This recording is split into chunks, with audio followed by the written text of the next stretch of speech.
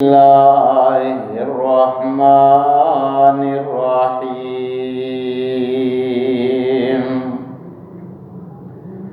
اليوم أكملت لكم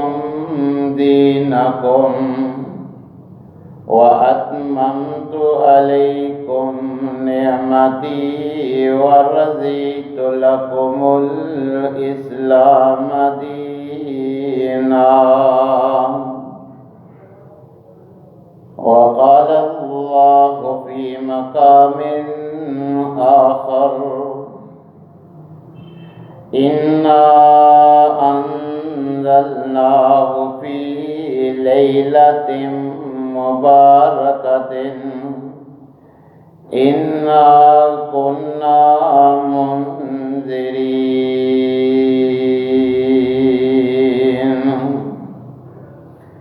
فيها يفرق كل أمر حكيم.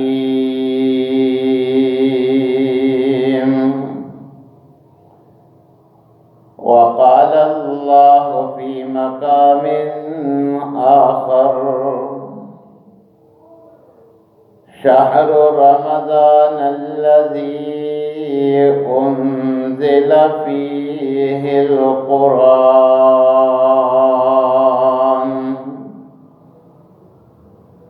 وقال الله في مقام آخر: إنا أنزلناه في ليلة القدر.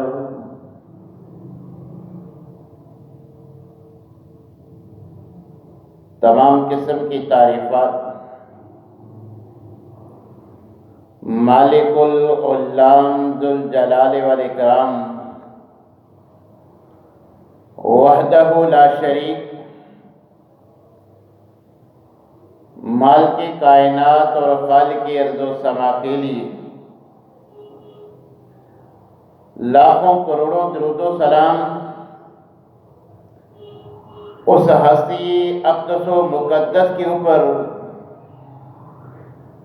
جن کا نام نامی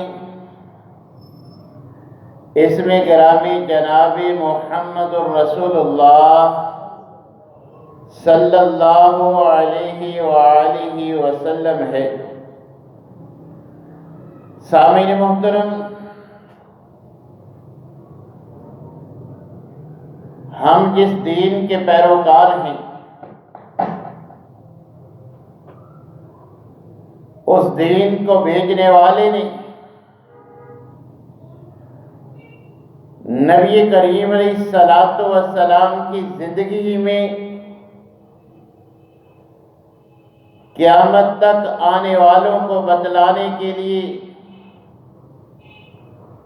قرآن کریم میں واضح پیغام رقم کروا دیا کہ الیوم اکملت لکم دینکم، کہ قیامت تک آنے والوں کے لیے میں اللہ جل شانہ نے جو دین بنانا تھا اس کو میں نے آج آپ کی زندگی میں مکمل کر دیا۔ وَأَتْمَمْتُ عَلَيْكُمْ نِعْمَتِي، اپنی اس نعمت کو آج اے میرے محبوب آپ پہ کامل کر دیا ہے۔ وَرَضِيتُ لَكُمُ الْإِسْلَامَ دِينًا، اور میرے اللہ کی منشا، میرا حکم اور آرڈر یہی ہے کہ اسی دین اسلام کو تم نے اپنا دین بنانا ہے، میں نے اسی کو تمہارے لیے پسند کیا۔ تو گویا اس آیت کریمہ اور دیگر کتاب و سنت کے دلائل سے یہ بات روز روشن کی طرح واضح معلوم ہوتی ہے کہ دین نبی کریم علیہ السلام کی زندگی میں مکمل ہو گیا، اور خود آپ علیہ السلام نے بھی فرمایا کہ یاد رکھو کوئی ایسا عمل جس کو کرنے سے کرنے والا جنت میں جا سکتا تھا، میں محمد صلی اللہ علیہ وسلم نے تمہیں ایسے ہر عمل سے آگاہ فرما دیا، اور ہر چھوٹا بڑا کوئی ایسا عمل جو کسی کو جہنم میں لے جانے کا سبب بن سکتا تھا، میں محمد صلی اللہ علیہ وسلم نے تمہیں اس سے بھی باخبر فرما دیا۔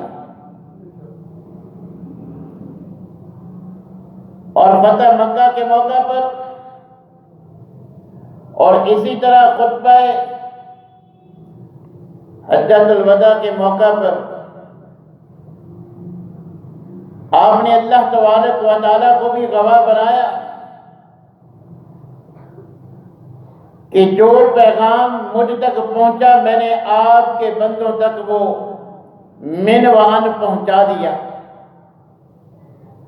تو لہذا اس عقیدے کے بعد قیامت تک اگر کوئی انسان دعویٰ کرے کہ یہ بڑا اچھا عمل ہے، اس کا انداز اچھا، کرنے کا جوش اور جذبہ اور نیت بھی اچھی، لہذا مذہبی جوش و خروش سے اس عمل کو کیا جانا چاہیے، تو اس عقیدے کے حامل کہ جن کا عقیدہ ہے دین مکمل ہو چکا ہے، ان پہ لازم ہے کہ فوراً سوال کریں کہ کیا دین میں اس کی گنجائش، اس کی دلیل موجود ہے؟ اللہ اور اس کے رسول نے اس کے بارے میں کوئی فرمان قرآن میں اللہ کا یا احادیث کی صورت میں نبی صلی اللہ علیہ وسلم کا موجود ہے؟ اگر مصادر دینیہ میں اس کا حکم، یہ عمل موجود نہیں ہے، تو پھر یہ عمل خواہ دیکھنے میں، سننے سنانے میں کتنا ہی عمدہ کیوں نہ ہو، اگر اس کی اصل دینی مصادر میں موجود نہیں تو وہ بدعات اور خرافات سے متعلق ہے۔ اور بدعت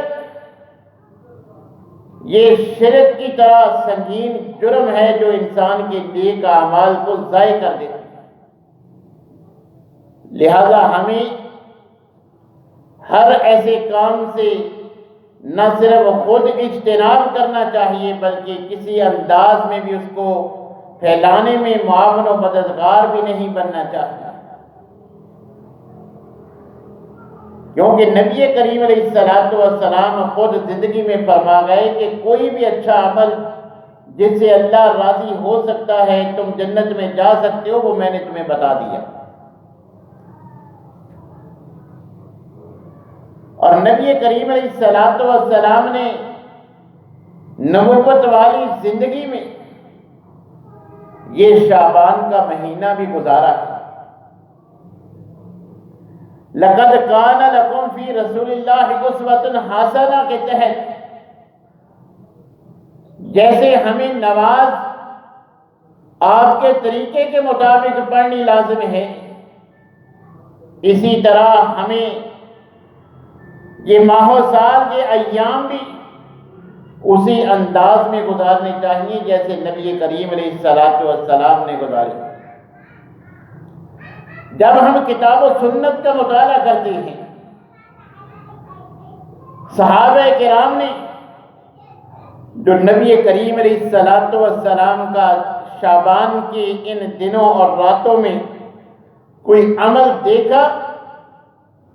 قیامت تک آنے والے مسلمانوں کو اس سے باخبر کیا۔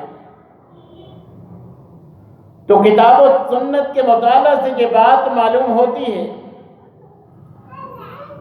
کہ عام مہینوں سے ہٹ کر یہ شعبان کے مہینے میں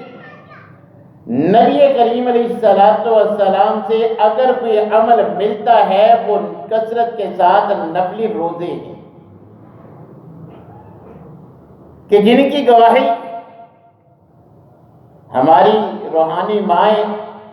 آپ کی ازواج امہات المومنین دیتی ہیں۔ حضرت عائشہ رضی اللہ تعالی عنہ فرماتی ہیں کہ نبی کریم علیہ الصلوۃ والسلام شعبان میں کثرت کے ساتھ نفلی روزے رکھا کرتے تھے۔ اسی طرح ام سلمہ رضی اللہ تعالی عنہ فرماتی ہیں ما رأيت النبي صلی اللہ علیہ وسلم يصوم شهرين متتابعين الا شعبان ورمضان۔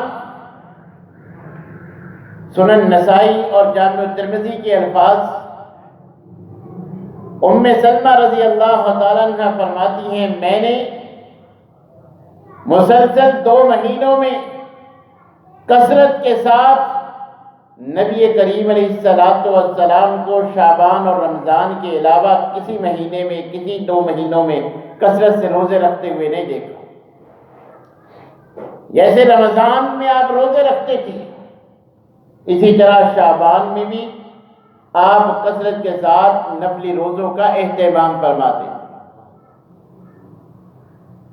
تو نبی کریم علیہ الصلوۃ والسلام کے اسوہ سے ازواج مطہرات کی گواہی سے اس مہینے میں جو اسپیشل عمل عام مہینوں سے ہٹ کر نبی کریم علیہ الصلوۃ والسلام کا ہمیں ملتا ہے وہ کثرت کے ساتھ نفلی روزے جن کا ہمیں اہتمام کرنا چاہیے، اور بالخصوص وہ مرد و خواتین جنہوں نے گزشتہ رمضان میں اللہ کی رخصت کا، اللہ کی آسانی کا فائدہ اٹھایا تھا کہ بیماری کی وجہ سے، سفر کی وجہ سے، کسی عذر کی بنا پر وہ فرضی روزے چند نہ رکھ سکے تھے، تو اللہ تبارک و تعالیٰ نے جیسے روزہ چھوڑنے کی رخصت دی تھی، مزید اللہ تعالیٰ رحمت کا معاملہ فرماتے ہوئے 1 سال کی مہلت بھی ملتی ہے۔ تو یہ رمضان شروع ہونے سے پہلے جن مرد و خواتین کے گزشتہ رمضان کے کچھ روزے بقایا ہیں تو ان کو ضرور اہتمام کرنا چاہیے کہ وہ کسی عارضے کی وجہ سے اگر اپنی گنتی مقرر نہیں کر سکے تھے، جتنے باقی ہیں ان کو رمضان سے پہلے، بلکہ رمضان شروع ہونے سے چند دن پہلے تک جو ہے اس کو جو وہ گنتی پوری کر لینی چاہیے، کیونکہ رمضان سے 1-2 روز قبل اور اسی طرح شک والے دن کے روزے کو شرعی لحاظ سے منع قرار دیا گیا ہے۔ نہ رمضان کو پچھلے مہینے کے ساتھ روزوں کے تسلسل کے ساتھ ملایا جائے گا اور نہ ہی شک والے دن کا روزہ رکھا جائے گا کہ ہو سکتا ہے جیسے ہماری تو اب یہ عادت بن چکی ہے کہ ہر چاند پہ ہر رمضان اور ہر عید الفطر کے چاند میں اختلافات ہوتے ہیں، اب یہ سمجھنا کہ شاید رمضان شروع ہو گیا ہو، اعلان نہ ہوا، تو اس طرح جو شک شبے والی چیزیں ہیں، ہم جس دین کے پیروکار ہیں وہ شکوک و شبہات سے پاک ہے۔ لا ریب فی آغاز قرآن میں اللہ نے فرما دیا، نہ ہمیں قرآن میں شک، نہ صحیح احادیث میں شک، اور ہر شک شبے والی چیز سے ہمیں دور رہنے کا حکم ہے۔ لہذا شک والے دن روزہ رکھنے سے بھی ہمیں منع کیا گیا ہے۔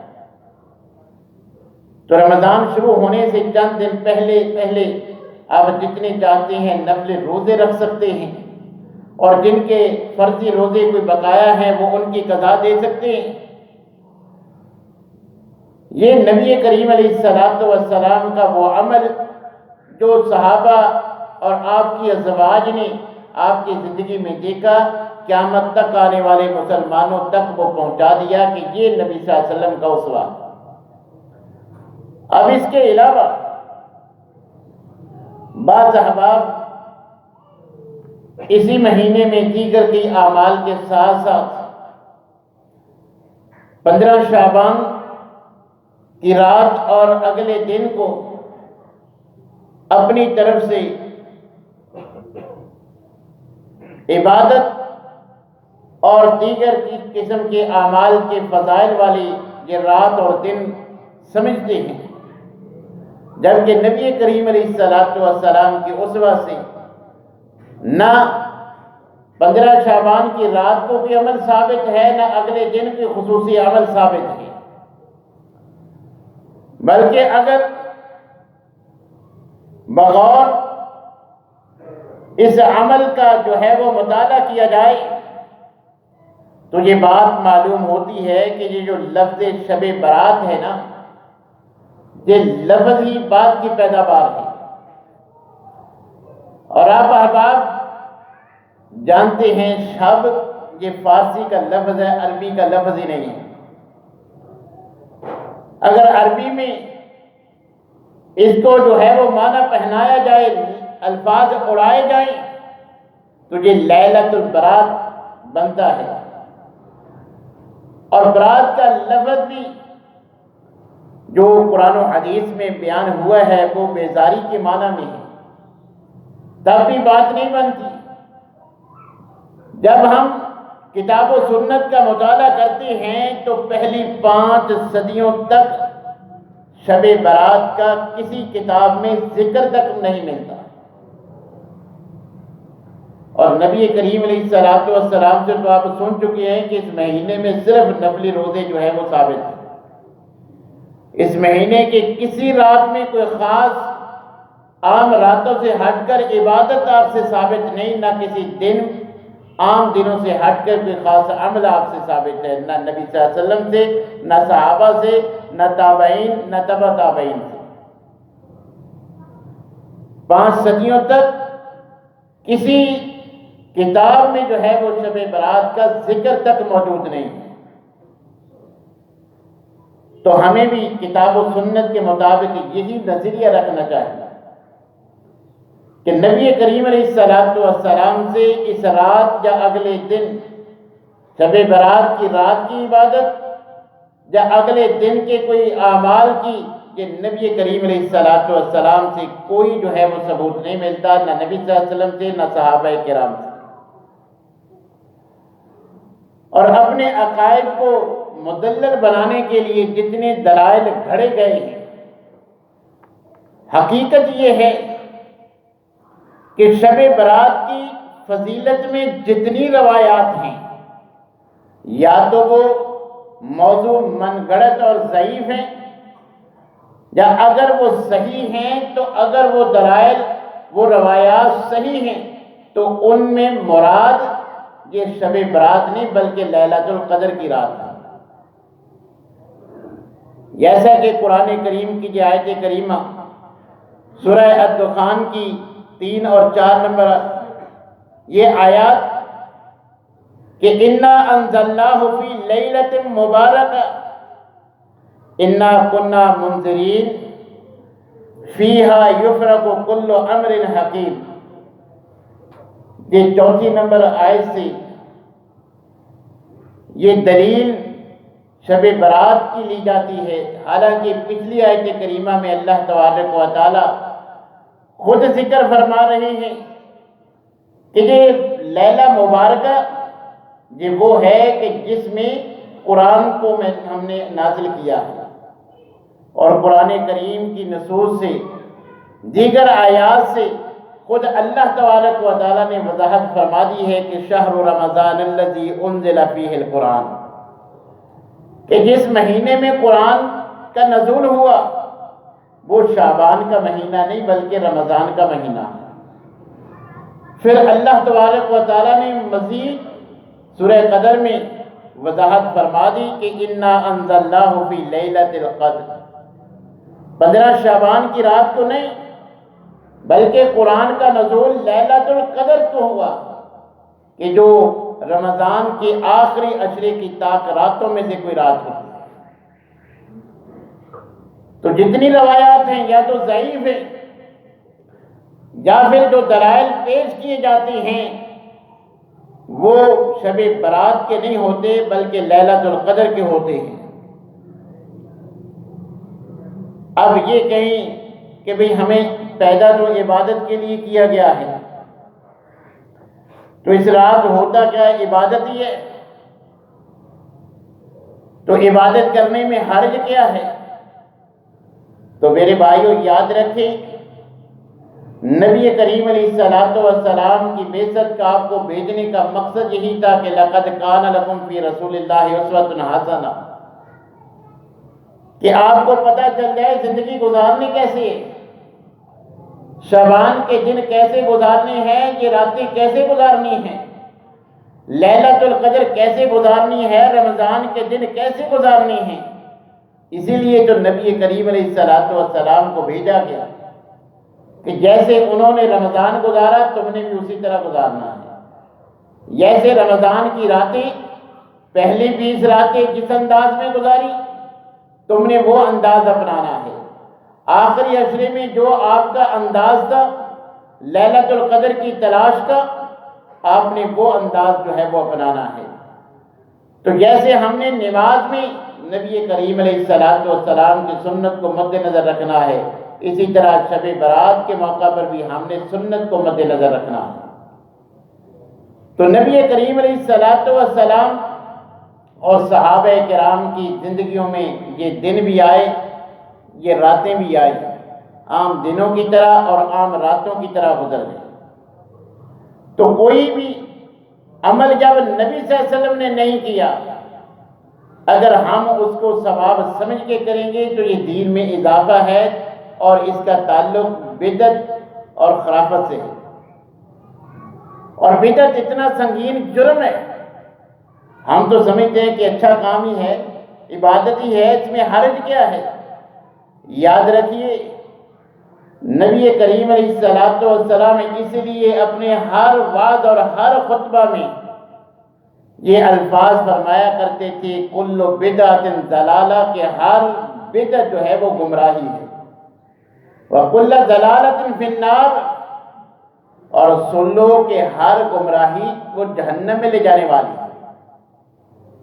ہمیں پیدا عبادت کے لیے کیا گیا ہے، مگر عبادت کا طریقہ وہ بھی مسنون ہونا چاہیے، اس کا وقت بھی مسنون ہونا چاہیے۔ جیسے اس وقت ہم آج عصر کی نماز نہیں پڑھ سکتے کیونکہ ابھی اس کا وقت نہیں ہے، مغرب اور عشاء ابھی نہیں پڑھ سکتے کیونکہ ان کا وقت نہیں ہے۔ سنت سے اللہ تعالیٰ نے جبرائیل علیہ السلام کو بھیج کر 2 دن مسلسل آپ کی امامت کروا کے ان کا وقت بتلایا، پہلے دن اول وقت میں، دوسرے دن جو ہے وہ آخری وقت میں، کہ آپ کا اور آپ کی امت کا کل والے وقت سے آج والے وقت کا درمیانی جو وقت ہے وہ اس نماز کا وقت ہے۔ خود اللہ نے نبی صلی اللہ علیہ وسلم کو بتلایا، نبی صلی اللہ علیہ وسلم نے ہمیں بتلایا، ہمیں پتہ ہے، ہمیں صحابہ کے ذریعے احادیث کی صورت میں سب کچھ جو ہے وہ ہم تک پہنچ چکا ہے۔ اور اسی طرح اب نماز میں بھی دیکھ لیں کہ نماز کا جیسے طریقہ مسنون ہونا چاہیے، اسی طرح قرات کا انداز بھی مسنون ہونا چاہیے۔ اب سورۃ اخلاص کی بڑی فضیلت ہے، ایک مرتبہ اس کی تلاوت کرنے سے 10 سپارے پڑھنے جتنا اجر و ثواب جو ہے وہ ملتا ہے، مگر نبی صلی اللہ علیہ وسلم کا اسوہ یہ ہے کہ قرات جو ہے وہ قیام میں کی جاتی ہے، آپ نے قیام میں جو ہے وہ قرات کی ہے، تو آپ قیام کی حالت میں نماز میں تو قرآن پڑھ سکتے ہیں، مگر سجدے کی حالت میں، رکوع کی حالت میں آپ کا اسوہ نہیں ہے، لہذا پڑھنا جائز نہیں ہے۔ تو لہذا سجدے میں جا کے آپ 3 مرتبہ اگر سورہ اخلاص پڑھیں گے تو نماز غیر مسنون ہوگی، نماز اللہ قبول نہیں کریں گے۔ فضیلت ہے 1 مرتبہ پڑھنے سے، اب 3 مرتبہ پڑھی ہیں، پورے قرآن پڑھنے جتنا ثواب تو ہے، مگر وہ مقام نہیں ہے سورہ اخلاص پڑھنے کا، وہاں جو تسبیحات پیغمبر نے پڑھی ہیں، صحابہ نے ہمیں بتلائی ہیں، وہی پڑھیں گے تو نماز قبول ہوگی۔ اب اگر کوئی کہے ہم عصر کی نماز پڑھتے ہیں 4 رکعت پڑھتے ہیں، عشاء کی پڑھتے ہیں پھر بھی 4 رکعت پڑھتے ہیں۔ یہ جو مغرب کے 3 ہیں، اب 1 رکعت اگر زیادہ پڑھ لیں گے، اس میں جتنا قرآن پڑھیں گے ہر حرف پہ 10 نیکیاں بھی 1 رکعت بھی نامہ اعمال میں لکھی جائے گی، تو کتنا اچھا عمل ہے کہ اب 4 ہم نماز پڑھتے ہیں، عصر میں بھی 4 پڑھی ہیں، عشاء میں پھر 4 پڑھیں گے، چلو مغرب بھی 3 کی بجائے 4 پڑھ لیں تو 3 بھی اللہ قبول نہیں کریں گے، کیونکہ یہ پیغمبر کا طریقہ نہیں ہے، آپ کا انداز نہیں ہے۔ تو یہ دین ہے جو نبی صلی اللہ علیہ وسلم کی زندگی میں مکمل ہو چکا ہے۔ تو آپ جب چاہیں جتنے چاہیں نوافل پڑھ سکتے ہیں، آپ کو اجر ملے گا، مگر کوئی دن کوئی رات خاص کر کے اس دن میں جو عبادت کریں گے اس کو ہم دین کا درجہ دیں گے، اور یہ دین میں اضافے والی بات ہے، کل قیامت کے دن اللہ ہم سے باز پرس کریں گے کہ جس پہ دین اترا اسے پتہ نہیں چلا، اس کی زندگی میں یہ رات عام راتوں کی طرح گزر گئی، اب بعد والوں کو پتہ چلا کہ یہ تو رات بڑی فضیلت والی ہے، اس رات تو بڑے جو ہے وہ اجر و ثواب ہے۔ عبادت تو عبادت اور غیروں کے دیکھا دیکھی جو انداز اس رات اپنایا جاتا ہے کہ اتنی معاشی تنگی کے باوجود جو ہے یہ پٹاخوں پہ جو ہے وہ اپنا سرمایہ صرف کیا جاتا ہے۔ آتش بازی کے تو آتش پرستوں کا کام ہے، مسلمانوں کو تو یہ زیب بھی نہیں دیتا، نہ ہمارے معاشی حالات اس کی اجازت دیتے ہیں، اور کوئی مذہب بھی کوئی دین بھی اس کی جو ہے وہ پذیرائی بھی نہیں کرتا۔ آج تک کسی نے نہیں کہا کہ شب برات پہ یہ پٹاخے بجانے والے کی مغفرت ہو جائے گی، یا اس سے اللہ راضی ہو جائیں گے، یا اس کو جو ہے وہ اتنا جو ثواب ملے گا، مگر اس کے باوجود ہم نے سنی سنائی باتوں پہ یقین کر کے جو ہے وہ یہ انداز اپنانا جو ہے وہ شروع کر دیا۔ تو میرے بھائیو، جس دین کے ہم پیروکار ہیں وہ آپ کی زندگی میں مکمل ہو چکا تھا، اس مکمل کامل و اکمل دین سے جو نبی صلی اللہ علیہ وسلم کا ہمیں اسوہ ملتا ہے، اس پورے مہینے میں صرف نفلی روزے کثرت سے ساتھ رکھنا ہے۔ وہ عمل آپ جو مسنون ہے وہ کرتے نہیں ہیں، 15 دن کوئی روزہ نہیں، بس 16 شعبان کا ہم روزہ رکھ کے سمجھتے ہیں کہ پتہ نہیں کتنے سال کی جو ہے وہ 80 سال کی 100 سال کی عبادت کا ہمیں ثواب مل گیا۔ تو میرے بھائی، جو عمل نبی صلی اللہ علیہ وسلم سے ثابت نہیں وہ بدعت ہے، اور بدعت اتنا سنگین جرم ہے، نبی کریم علیہ السلام نے فرمایا کہ بدعتی انسان کی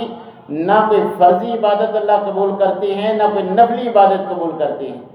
حتیٰ کہ نبی کریم علیہ السلام نے فرمایا بدعتی جب تک بدعت سے توبہ نہیں کر لیتا اس وقت تک اس کی توبہ بھی قبول نہیں ہوتی، کہ وہ بدعت بھی کرتا رہتا ہے، اللہ سے معافی بھی مانگتا رہتا ہے، جب تک وہ بدعت چھوڑ نہیں دیتا پھر اللہ سے توبہ کرے تو اللہ توبہ قبول کریں گے۔ بدعتی کے تو نہ کوئی فرضی عبادت قبول، نہ نفلی عبادت قبول، نہ اس کی توبہ قبول، جب تک وہ بدعت کا ارتکاب کرتا رہتا ہے اس کی توبہ بھی اللہ قبول نہیں کرتے، اتنا یہ سنگین جرم ہے۔ تو لہذا ہمیں متنبہ رہنا چاہیے کہ رمضان میں جو عبادت کے ایام ہیں اور وہ آخری عشرے کی رمضان کی راتوں میں جو عبادت کا نبی صلی اللہ علیہ وسلم کا انداز ہے، اب جتنی چاہے عبادت کرے، کوئی جو ہے وہ روک ٹوک نہیں ہے، بلکہ خود نبی صلی اللہ علیہ وسلم نے تاکید فرمائی ہے کہ ان راتوں کو آپ نے جاگا ہے، عبادت کی ہے، ان راتوں میں آپ بھی اہتمام کریں کیونکہ وہ سنت سے ثابت ہے۔ تو اس مہینے میں اگر آپ کوئی ایسا عمل کرنا چاہتے ہیں جس سے اللہ راضی ہو سکتے ہیں، ہمیں جنت میں داخلہ مل سکتا ہے، وہ نبی صلی اللہ علیہ وسلم کے اسوہ سے کثرت کے ساتھ جو ہے وہ نفلی روزے ہیں۔ جو احباب نیکیاں کمانا چاہتے ہیں وہ ان دنوں میں کثرت کے ساتھ نفلی روزے رکھ لیں، اور بالخصوص وہ افراد، وہ مرد و خواتین جن کے گزشتہ سال کے روزے اگر کوئی بقائے ہیں تو انہیں رمضان سے چند دن پہلے وہ ہے وہ اپنی قضائی ضرور دے دینی چاہیے۔ اللہ نے جو رخصت دی تھی انہوں نے فائدہ اٹھایا تھا، مگر اب اس کی لمٹ جو ہے وہ ختم ہو رہی ہے، وہ اپنی ان روزوں کو جو ہے وہ پورا کر لیں۔ اور اسی طرح جو بھی دن میں عام دنوں کی طرح آپ جتنے چاہتے ہیں نوافل پڑھیں، جتنی چاہتے ہیں آپ قرآن کی تلاوت کریں، مگر کسی ایک دن یا ایک رات کو خاص کر کے، کسی وقت کو خاص کر کے کوئی عمل کرنا، کیونکہ ہمارا دین ہمیں اس کی اجازت نہیں دیتا، ہماری شریعت اس کی اجازت نہیں دیتی، لہذا ہمیں اس سے گریز کرنا چاہیے۔ شب برات کی رات کی اور اگلے دن کی اعمال کی فضیلت کی جتنی روایات ہیں یا تو موضوع منگڑت ہیں یا ان کا تعلق اس رات سے نہیں بلکہ لیلۃ القدر کی رات سے ہے۔ یہ حقیقت ہر مسلمان کو جو ہے وہ اپنے دل و دماغ میں سما لینی چاہیے۔ اللہ تبارک و تعالیٰ سے دعا ہے کہ اللہ تعالیٰ ہمیں ہر معاملہ میں کتاب و سنت کی اتباع کرنے کی توفیق عنایت فرمائے۔ وآخر دعوانا